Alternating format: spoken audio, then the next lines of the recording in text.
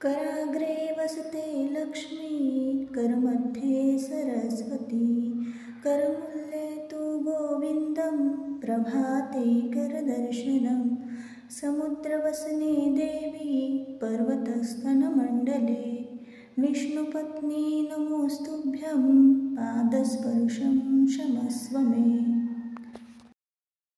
Hello नमस्कार, मी सुप्रिया आणखी एका नवीन ब्लॉगमध्ये आपलं मनापासून स्वागत करते। तुम्हाला आजचा दिवस सुखाचा, आनंदी आणि आरोग्यदायी जाओ। तुम्ही जी काही स्वप्न पाहिली असतील ती सगळी स्वप्न तुमची पूर्ण होत। त्याचबरोबर शुभ सकाळ सर्वांना। पहाटेची वेळ आहे आणि ठरवलं होतं लवकर उठायचं, म्हणजे मला 4 वाजता आज उठायचंच होतं, नाहीतर 4:30ला तरी उठायचंच होतं, पण आज ना 5:30 वाजलेले आहेत आणि चला मग म्हटलं उठूयात। तर आज ना मी तुमच्याबरोबर मस्त असा हेअर पॅक शेअर करणार आहे। जसं की आता आपल्याला हेअर प्रॉब्लेम होत असतात बघा, आणि आवर्जून आपण वेळ काढत नाही दिवसभरामध्ये, मग लवकर उठलं ना सकाळी की थोडाफार वेळ स्वतःसाठी मिळतो। तर आता हा हेअर पॅक मी तयार करणार आहे। तर काय झालं ना, आदल्या रात्री मी केसांना ऑइलिंग करणार होते, म्हणजे केसांना चांगलं तेल लावून झोपलं ना की सकाळी उठल्यानंतर लगेचच केस धुता येतात। मग केस जर कोरडे असतील ना तर मग धुता येत नाही। मग मी ना तेल लावायचं विसरले केसांना, तर चला मग म्हटलं हा हेअर पॅक तुमच्याबरोबर शेअर करूया, मी लावते तर। आणि हा हेअर पॅक लावल्यानंतर ना तुमचे केस जे आहेत ते अगदी स्मूथ होतात बरं का। स्काल्पला लावायचा आहे हा हेअर पॅक।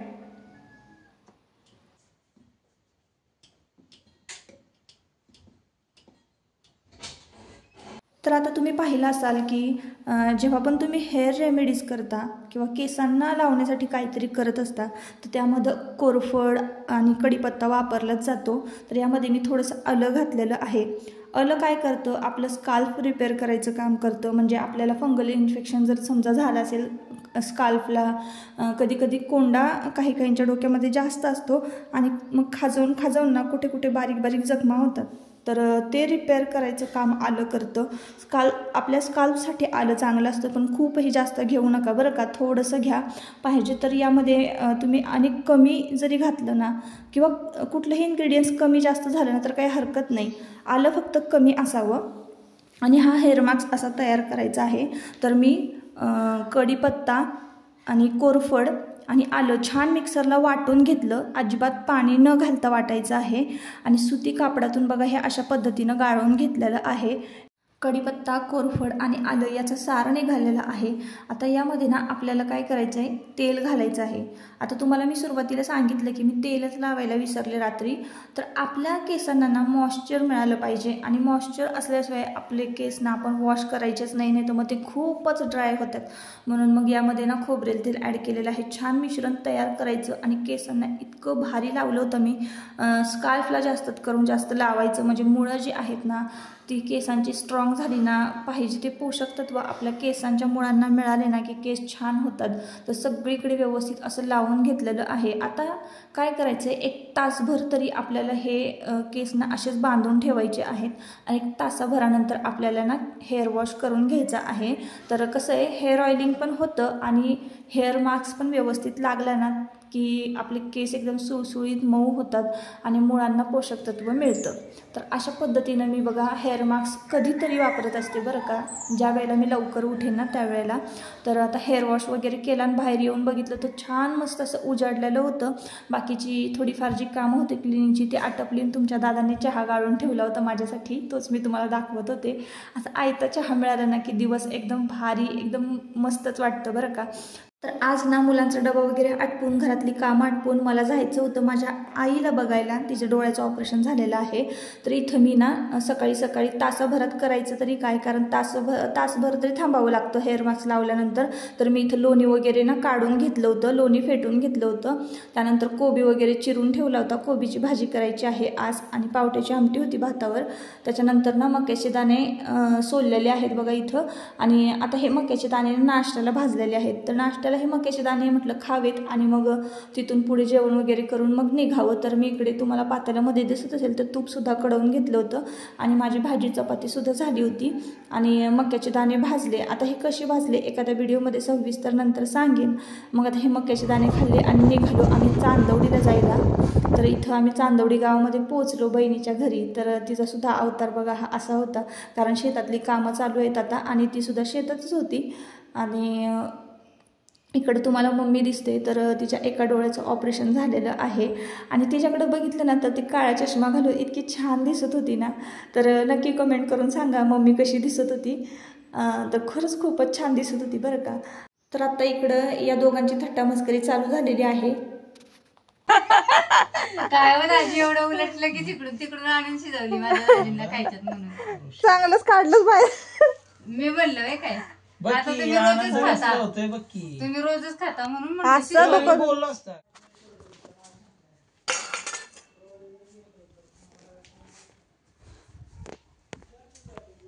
तिच्या सासूबाई मुंबईला असल्यामुळं ना ती घरामध्ये एकटीच असल्यामुळं बघा लोड कामाचा भरपूर पडतो. तिच्याकडे मी आले ना तर तिचासुद्धा पसारा तसाच पडलेला होता. कट्ट्यावर थोडीफार सकाळची भांडी होती, त्यानंतर जेवण वगैरे तर सगळ्यांची झाली होती. बाबा होते, तर हे तिचे सासरे आहेत, गुरं आहेत, तर गुरांचं पण बघावं लागतं आणि गुरांचं बघून मग रानातलं बघावं लागतं. आणि आजूबाजूला अंगणामध्ये थोडाफार पसारा तसाच पडला होता. म्हणजे मी नेहमी येते ना तेव्हा घर एकदम टापटीप चकाचक असतं. ज्या दिवशी कामाचा भरपूर लोड असेल ना त्या दिवशी काहीशी अवस्था अशीच होते बघा. आणि आपण पण समजून घेतलं पाहिजे की प्रत्येक वेळेसच सगळ्या गोष्टी नीट अँड क्लीन होऊ शकत नाही. कधी कधी तुम्ही पण सुद्धा बघत असाल की तुम्हाला कॅमेरामध्ये घर साफ दिसतं, पण आजूबाजूला माझ्यासुद्धा पसारा तसंच पडलेला असतो बरं का. तिचा बंब वगैरे तसंच पडलेला होता. त्यानंतर इथं येऊन पोचले मी घरी आल्यानंतर की नाही मटणाचा बेत होता. तर आमच्या नंदबाई आले आहे ना त्यासाठी मटणाचा बेत करायचं ठरवलं. तर येताना आम्ही मटण घेऊन आलो होतो. आले मी लगेच मटण शिजवलं, भातसुद्धा घातला आणि शेजारच्या काकूंकडनं मी पीठ घेऊन आले ते ज्वारीचं. सकाळी मी तूप कडवलं होतं ना त्यातलं थोडंसं तूप राहिलं होतं भरणीमध्ये भरायचं. आणि इकडं चहा पाणी झालं आणि चहाची भांडी सगळी घासून टाकली, 2च पातेली राहिली होती घासायची. त्यानंतर इकडं मी दळण घेऊन निघालेले आहे. सकाळी ना पीठ नव्हतं भाकरीचं, तर शेजारच्या काकूंकडनं ना पीठ घेऊन आले होते मी एका पातेल्यामध्ये.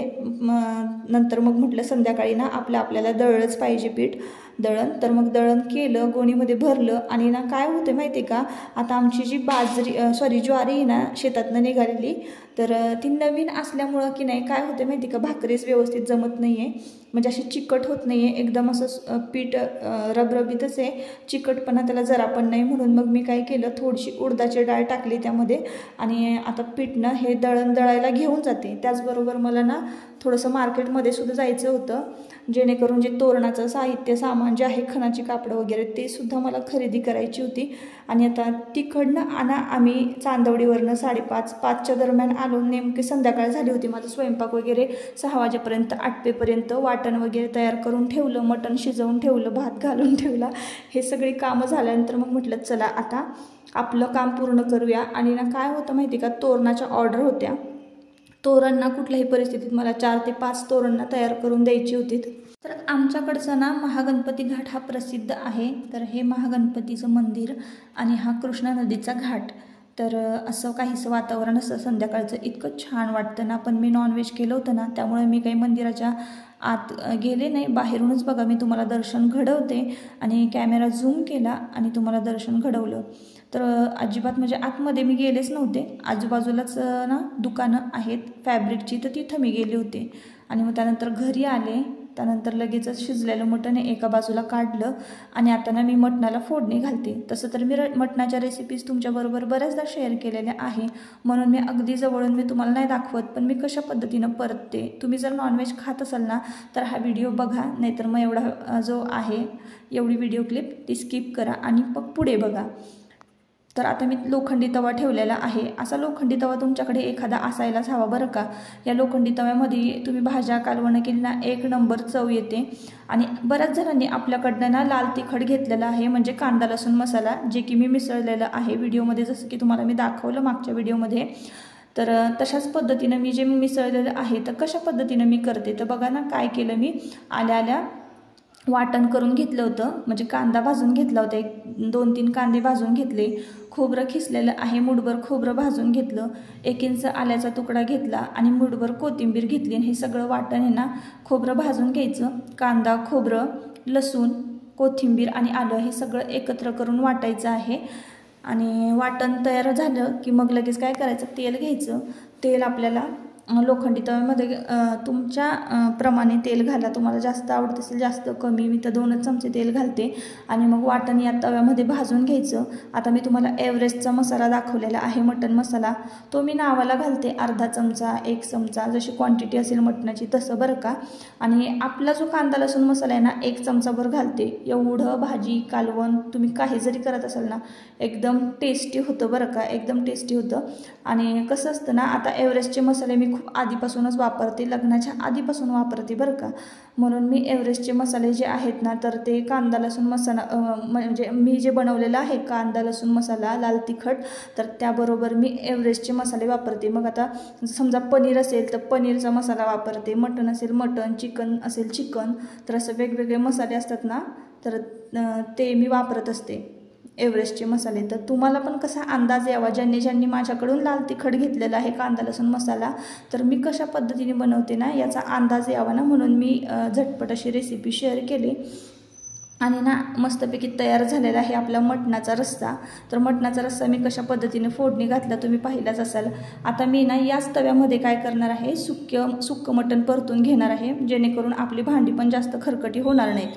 तर आता राहिलेलं वाटण आहे ना त्यामध्ये 2 चमचे तेल घातले तव्यामध्ये आणि राहिलेलं वाटण जे आहे ते आपल्याला या तेलामध्ये भाजून घ्यायचं आहे. आणि मस्तपैकी भाजलं ना की आपल्याला यामध्ये अर्धा चमचा एव्हरेस्ट मसाला घालायचा आहे आणि 1 चमचा कांदा लसूण मसाला, म्हणजे मी जे मिसळलेलं आहे लाल तिखट ते घालायचं आहे. आता हळद यामध्ये असते, कारण आपण मटण शिजवताना हळद घातलेली असते ना, त्यामुळं मी हळद नाही घालत. आणि थोडंसं मीठ घालायचं आहे. आता मटण शिजवताना मी मीठ घातलेलं आहे, त्यामुळे मी इथं मीठ नाही घातलेलं, कारण माझा मिठाचा अंदाज कसा, मी जेव्हा मटण शिजवते ना तेव्हाच मी मटणमध्ये मीठ घातलेलं असतं. त्यामुळं आता मी घालते तो कांदा लसूण मसाला, अगदी 1 चमचा घातलेला आहे आणि अर्धा चमचा एव्हरेस्ट मसाला आहे. हे सगळं छान मिक्स करायचं. पुन्हा एकदा हे वाटण छान भाजून घ्यायचं आणि मग आपल्याला ना सुक्कं मटण त्यामध्ये घालायचं आहे. छान ताट पुसून घेतलं, कारण बारीक चिरलेला कांदा पण ताटाला चिटकलेला असतो ना, म्हणून. आणि मग हे मटण आहे ना फुल गॅसवर लोखंडी तव्यामध्ये परतून घ्यायचं. 1 नंबर मटण रेसिपी लागते. किंवा अशाच पद्धतीनं तुम्ही जर सोयाबीनची भाजी केली ना 1 नंबर लागते बरं का, व्हेज खाणाऱ्यांसाठी सांगते. आणि मग तेवढ्यातच फोन वाजला आणि आपल्या एका सबस्क्रायबरचा, आपल्या व्ह्युअर्सचा फोन आला होता. हॅलो हॅलो, हां बोला. हॅलो, हां बोला. हां आवाज येतोय का ताई? हो येतोय बोला. हो नमस्कार. हां नमस्कार. मी भुसावळून बोलते. हो का? भुसावळ. हो. हां, तर हां. मला लाल तिखट हवं होतं ना. हां मिळेल ना. मिळेल ना? हो मिळेल. तर किती दिवसात येईल? भुसावळला 3 दिवस इथं लागतात. जळगाव जवळ? हो 3 दिवस लागतात. हो का? 3-4. हो. हो, बरं. ऍड्रेस कसा पाठवायचा मग? व्हॉट्सअपलाच पाठवा ॲड्रेस. बरं. हां तुमचा प्रॉपर ॲड्रेस पाठवा तुमचा, म्हणजे परफेक्ट म्हणजे ॲड्रेसवर येणार पार्सल. हो का? हो. आणि फोन पे करावं लागेल ना? हां डायरेक्ट पेमेंट करायचं, स्कॅनर पाठवणार. 1-2 दिवसात, 2 ते 3 दिवसात येतं. जेवढं लवकर होता होईल ना पाठवायचा मी प्रयत्न करते. लाल तिखटच ना? हो लाल तिखट. बरं. हळद पण असते आपल्याकडं? हो, पाहिलं होतं मी ब्लॉग मध्ये. हां हळद आहे माझी सध्याची, घरची हळद होती. अच्छा. तर म्हटलं लाल तिखट मागवा. हो चालेल, मिळेल. मी दुपारी केला होता कॉल, तुम्ही घरी नव्हते. हां ते सासूबाई होत्या, आईच्या डोळ्याचं ऑपरेशन केलं ना, तिकडे गेले होते. हो का? हां तेच म्हणलं ताईला कॉल करून बोलणं पण होईल. हो. खूप छान असतं बाई तुमचे ब्लॉग. हो का? खूप इंटरेस्ट येतो. हो बघायला खूप छान वाटतं. Thank you so much. पॉझिटिव्हिटी मिळते ना, काहीतरी काही शिकायला मिळतं तुमच्या ब्लॉग मधून. हो का? हो. तर जेव्हा असं छान छान रिप्लाय मला तुमच्याकडून येतो ना, एवढं भारी वाटतं ना, खरंच तुम्हाला काय सांगू. आणि त्यानंतर एका ताईंचा कॉल झाल्यानंतर परत दुसरे 2-3 कॉल चालू झाले होते, आले होते. तर कसं आहे ना माहिती आहे का, मी कॉल ऑप्शन म्हणजे मी ठेवलंच नव्हतं बरं का. व्हॉईस कॉल जो आहे ना, तर तो मी फक्त एक्सेप्ट करते. आणि ते पण ज्यांना आहे ना आपलं म्हणजे चॅटिंग करता येत नाही किंवा टायपिंग पटपट करता येत नाही ना, त्यांच्यासाठी व्हॉईस कॉलचं ऑप्शन जे आहे ना, ते मी ठेवलेलं आहे. तर समजा जर काही प्रॉब्लेम असेल आणि त्यांनी जर समोरून मला विचारलं की मी कॉल करू का, तर मी व्हॉईस कॉल फक्त एक्सेप्ट करते बरं का. नाहीतर ज्यांना व्यवस्थित टायपिंग करता येतं, चॅटिंग करता येतं, त्यांनी मला फक्त व्हॉट्सअप मेसेजेस करायचे. कारण कॉल प्रत्येकाशी जर मी कॉलवर बोलत बसले ना, तर मला खरंच म्हणजे वेळच पुरणार नाही बरं का. तर ननंदबाई आल्या होत्या ना, इकडे यांची मसाज चालू होती आणि इतकी छान मसाज करतात ना की देवाला इतकं भारी वाटत होतं ना. आता त्यांचं पार्लर आहे तिकडं फलटण साईडला, साखरवाडी फलटण. तर या दोघांचं काय मसाज चालू होतं आणि माझं तिकडं काम चालू होतं. तर असं आहे. त्यामुळं आपला बिझनेस ना खूप छान, अगदी हळूहळू का असे ना, पण एकदम मस्त छान चाललेला आहे. हळदीचा आणि कांदा लसूण मसाल्याचा. तर ज्यांना पण पाहिजे कांदा लसूण मसाला, हळद, तर त्यांनी मी डिस्क्रिप्शन बॉक्समध्ये नंबर दिलेला आहे. व्हॉट्सअप कॉल, तुम्हाला जर चॅटिंग म्हणजे की टायपिंग जमत नसेल, पटपट करता येत नसेल, तर तुम्ही व्हॉईस कॉल करू शकता. नाहीतर मग तुम्ही माझ्याबरोबर ना टायपिंग चॅटिंग थ्रू बोलू शकता. असं आहे. त्यानंतर ना मटण थाळी शेअर केलीच नाही मी तुमच्याबरोबर. एवढी थकली होती ना, तुम्ही माझे डोळे बघत असाल, इतकी झोप आलेली आहे मला आणि खूप थकले होते. पटपट कट्टा वगैरे आवरला, भांडे वगैरे घासले, सगळ्यांना जेवायला वगैरे वाढलं घातलं आणि चला आता वाजलेले आहे 12:30 पावणे 1. तर आता या व्हिडिओचा मी इथंच शेवट करते. परत आपण पुन्हा भेटूया नवीन एका ब्लॉगमध्ये. तोपर्यंत स्वतःची काळजी घ्या आणि मजेत राहा. आणि तुम्हाला जर काही घ्यायचं असेल तर नक्की मला कॉन्टॅक्ट करा. चला बाय.